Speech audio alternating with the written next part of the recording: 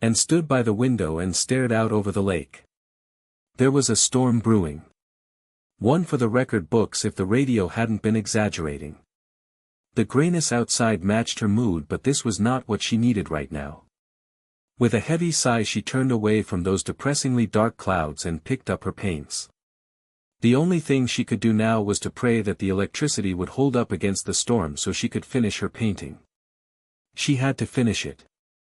Not because of any pressing deadline but for her own sanity. That damned painting kept calling for her. Beckoning her to keep going, and knew from experience that the tug wouldn't go away until the piece was finished and hanging in the gallery with the others. Dave's old digital camera was already up and running. A precaution she had put in place after losing consciousness, or falling into a trance, when painting the last two paintings. The feeling of not knowing how, or why, the paintings turned down twisted paths had been too difficult for her. She had to know about every brushstroke that went into the piece. Not just waking up and seeing the changes. Not that the knowledge had eased her mind one bit. It just made things worse. And had always been a talented painter who excelled in nature paintings. They were her bread and butter. Art critics even went as far as to describe them as windows into the real world. Looking at them could give you a sense of really being there. Every painting so bright and cheerful. Until they weren't. It had happened 2 times now, not counting the one she was working on. The first one had started out perfect. Bright blue sky with puffy clouds over a forest clearing straight out of a fairy tale.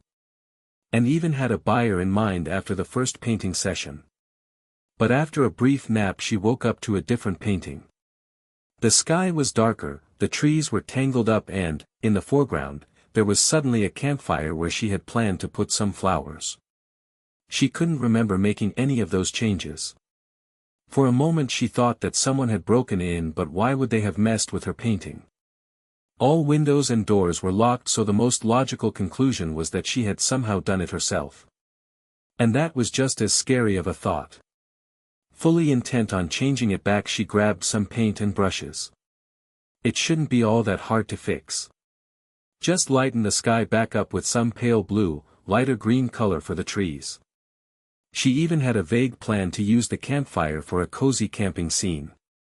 To her distress none of that happened. And could clearly remember sitting down, lifting the brush, and then, nothing. It was like she blinked and found herself standing in front of the easel. A truly horrible experience.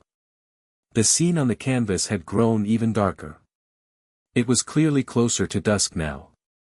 The trees were woven in and out of shadows, and the campfire was so bright that it could just as well have been real. As she looked,